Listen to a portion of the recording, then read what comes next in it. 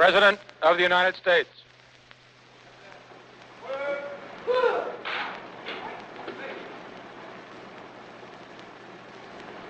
Admiral, Captain, gentlemen, I want to express on behalf of the members of the Congress, the ambassadors from many countries, on behalf of myself, and I think the people of the United States, great appreciation to you, both of your efforts today, your efforts on other days and nights, in spring and in winter and in summer. The United States Navy helps secure the freedom of countries thousands of miles away, ships which sail hundreds of miles from coasts to far-off places, preserve the freedom of those countries. And therefore, as a former member of the United States Navy, and now as President, I want to express to you our heartfelt appreciation. I hope you realize the contribution that you're making, not only to the preservation of the peace, but the preservation of the freedom of this country and the over 50 countries which are allied with us, and others which, while not allied, benefit from our strength.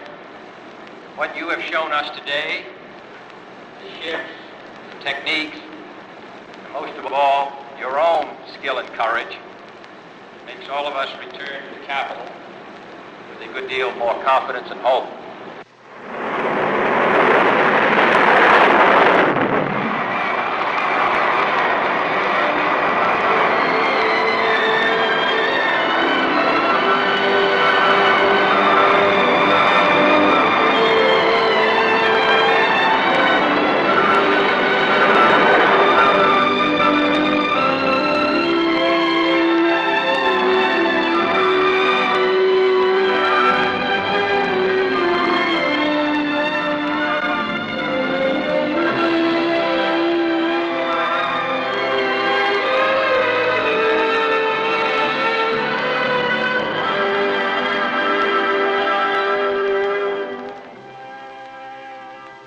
Former Navy lieutenant arrives at Oceana, Virginia to visit the Atlantic Fleet. Only now he comes not as a naval officer, but as the 35th President of the United States and Commander-in-Chief of the Armed Forces.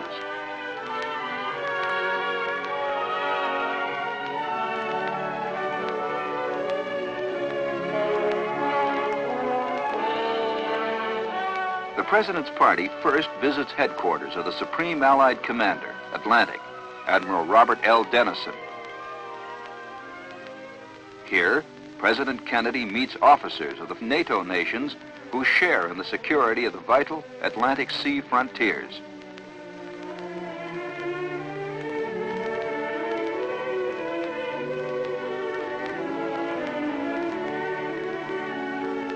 On this, his first official visit to the fleet, President Kennedy is accompanied by the Vice President, Lyndon Johnson. Over the next 24 hours, the presidential party, members of Congress, and ambassadors and diplomatic guests from 56 nations will witness at sea and ashore the operations of the men, ships, and planes of the Navy.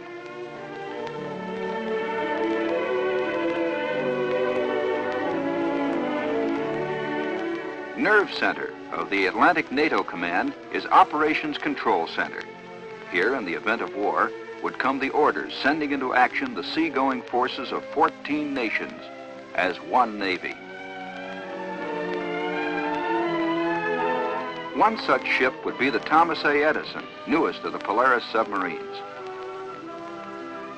In Norfolk, the Edison waits the President's arrival.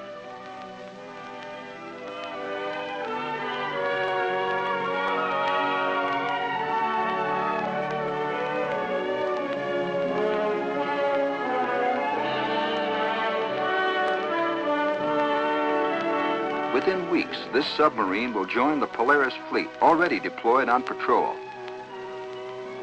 Armed with 16 Polaris missiles, she will add substantially to the free world's ability to deter war and prevent aggression. While President Kennedy scans the harbor through one of Edison's periscopes, Vice President Johnson arrives aboard the attack carrier Forrestal.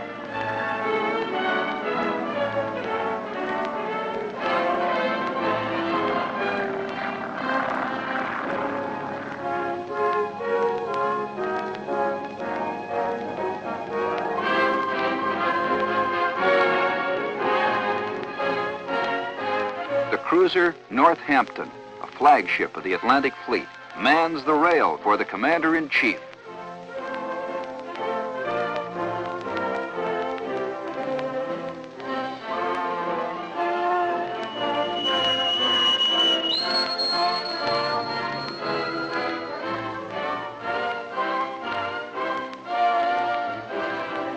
In an emergency, Northampton could serve as the President's mobile command post at sea, one of several nerve centers from which he and his staff could transmit command decisions.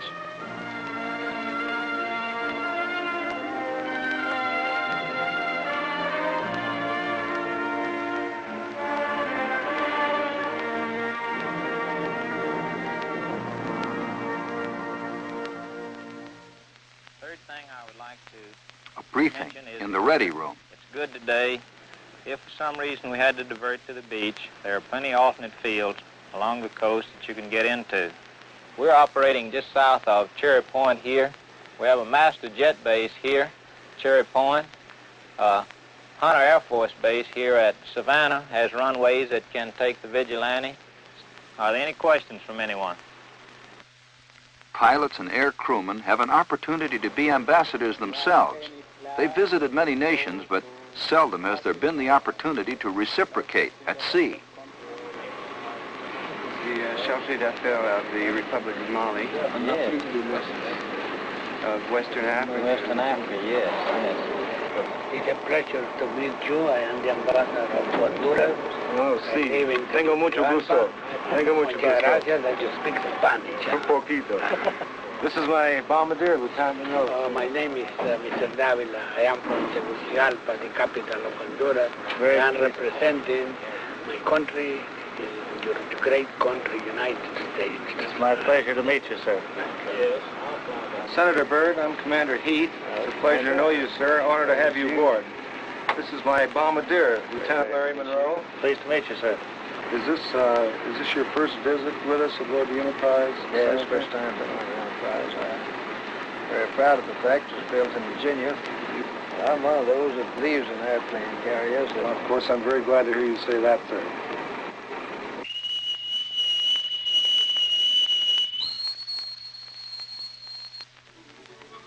Breakfast, a good chance to meet constituents.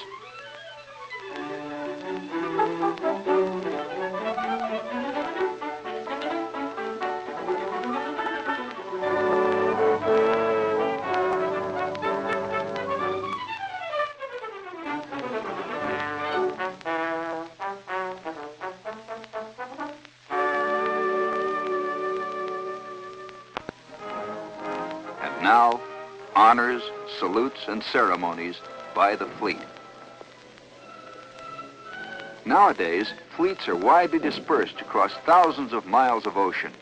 This is a rare sight. Among ships saluting the President, the largest in the world, the Enterprise.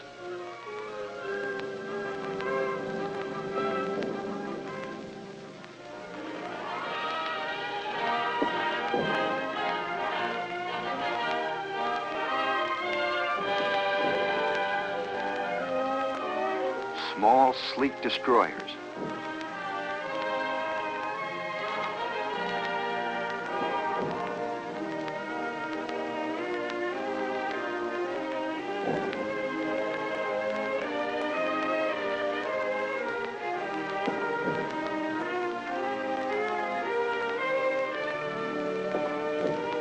Guided missile destroyers, frigates, cruisers, and the first nuclear-powered surface ship, the USS Long Beach.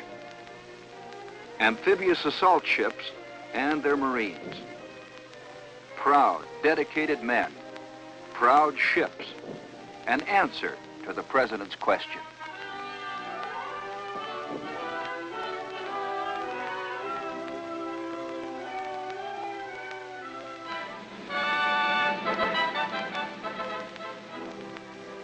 piped aboard the Big E.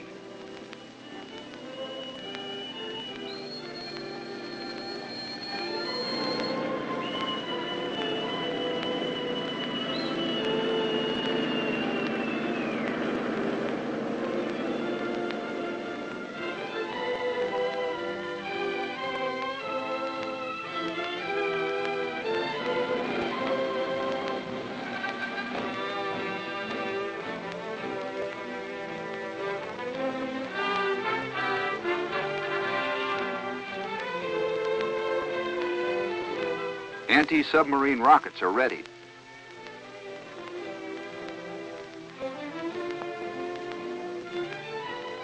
An S-2F tracker is launched.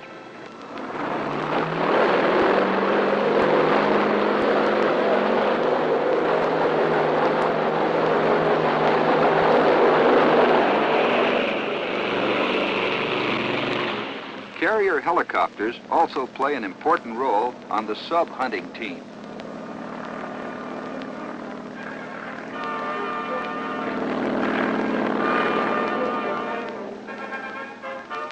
Submarines, such as the nuclear-powered Thresher, seek out their own kind in the depths of the sea.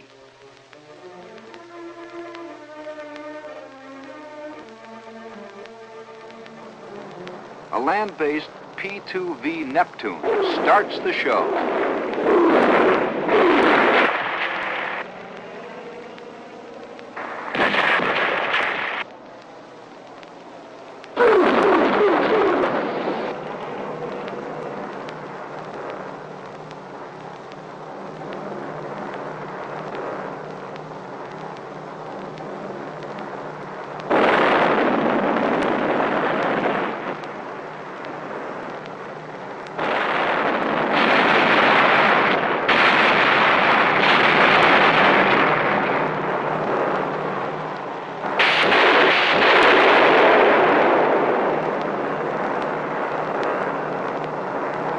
Teamwork, skill, and courage are essential ingredients in this, the most exacting of naval arts. For anti-submarine warfare today is advancing rapidly on all fronts with improved tactics and new equipment to find and destroy the elusive submarine.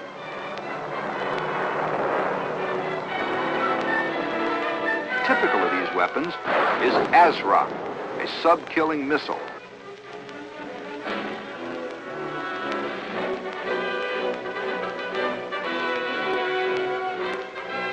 The submarine's traditional enemy is the destroyer.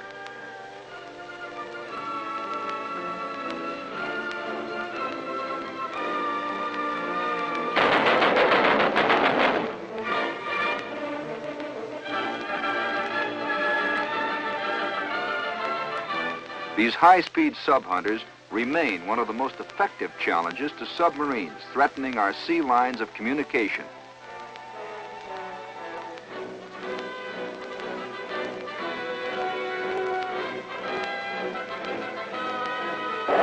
Two Terrier surface-to-air missiles are fired at a drone.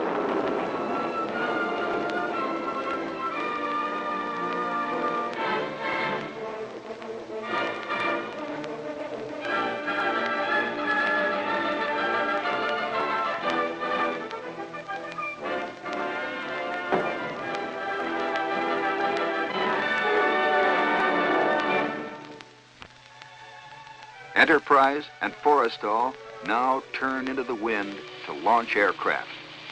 Each of these floating airfields has a sphere of influence many hundreds of miles in diameter.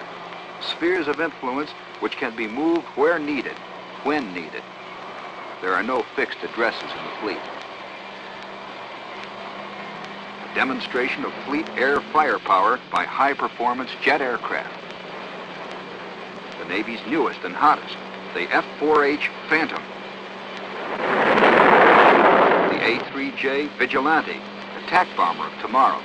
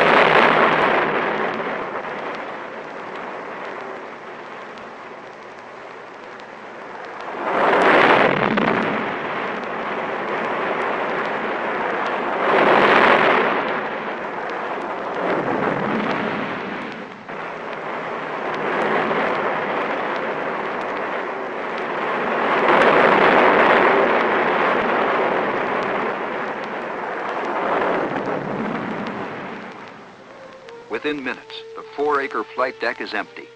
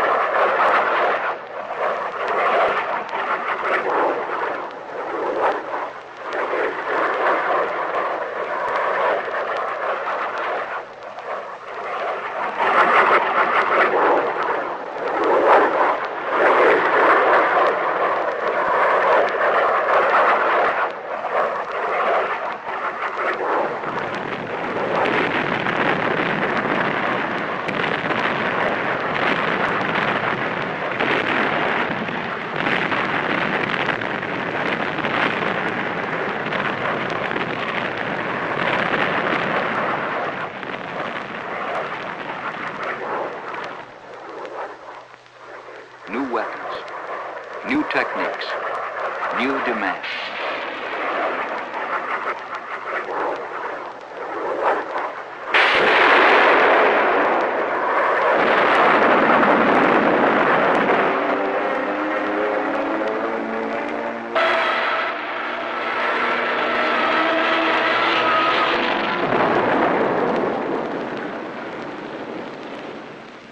These planes are visible evidence of how carrier aircraft support directly amphibious forces over the beach or other combat troops farther inland.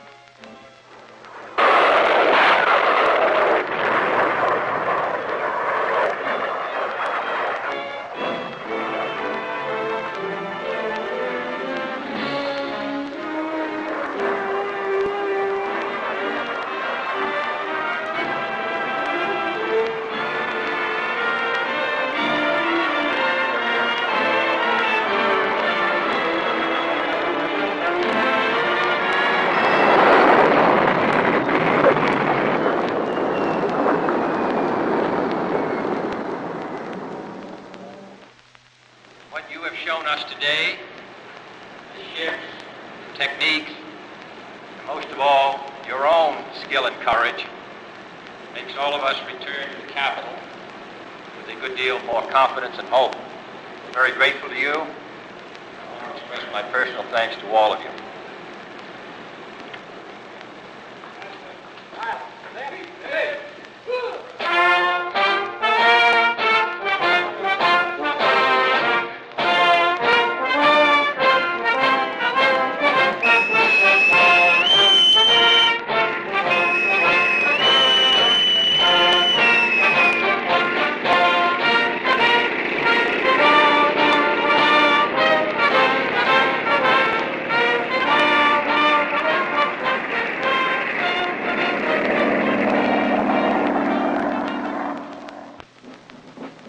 Camp Lejeune, North Carolina.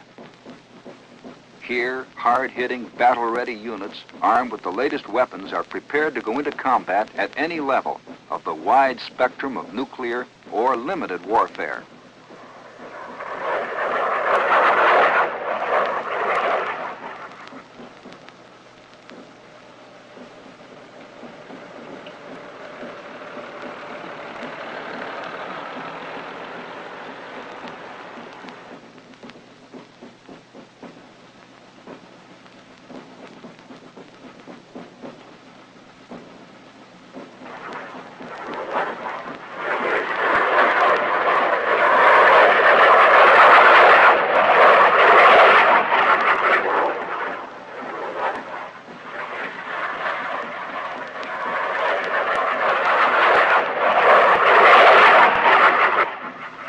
Nearby, at Onslow Beach, the president is joined by the Shah of Iran in the United States on a state visit.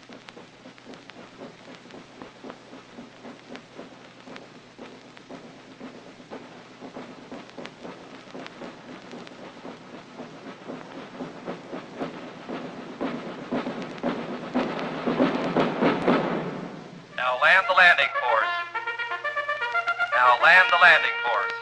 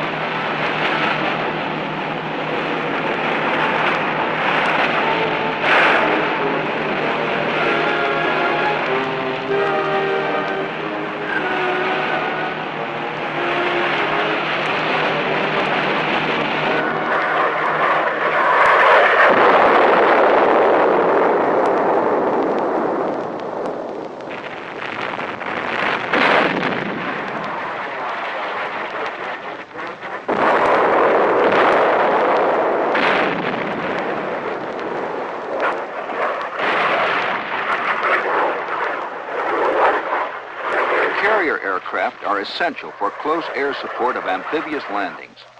The planes you see here are manned by Marines.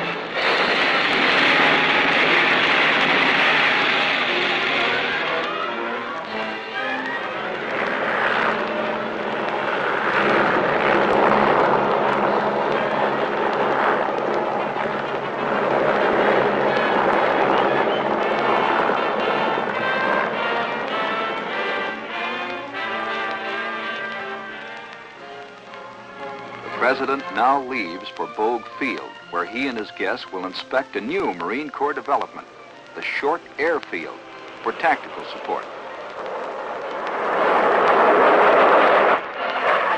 Equipment similar to carrier catapults and arresting gear is used to handle Marine aircraft engaged in support of the ground forces.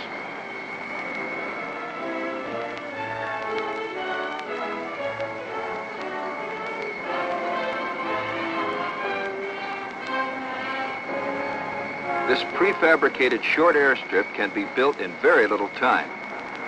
Turboprop transports can airlift tons of supplies into and out of such airstrips.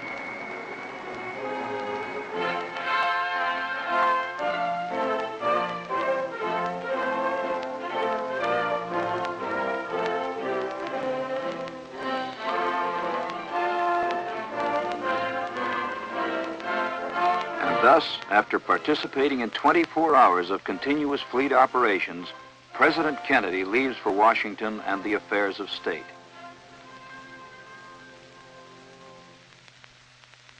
For the men of the Navy and Marine Corps, the exercise has been a brief but eventful interlude in a demanding schedule. As they return to their jobs, as they shoulder individually the heavy, often lonely responsibility of preserving the peace, they do so assured of the support and confidence of their president and the 180 million people he represents. For it was John F. Kennedy who said on completing his review of the Navy Marine Corps team, "As we leave the fleet today, we are prouder than ever that we are citizens of the United States and supporters of these men who serve us so well."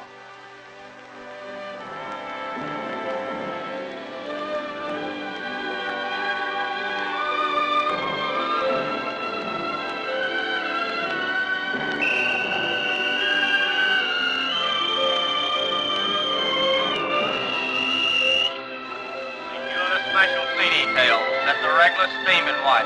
On deck, section 2.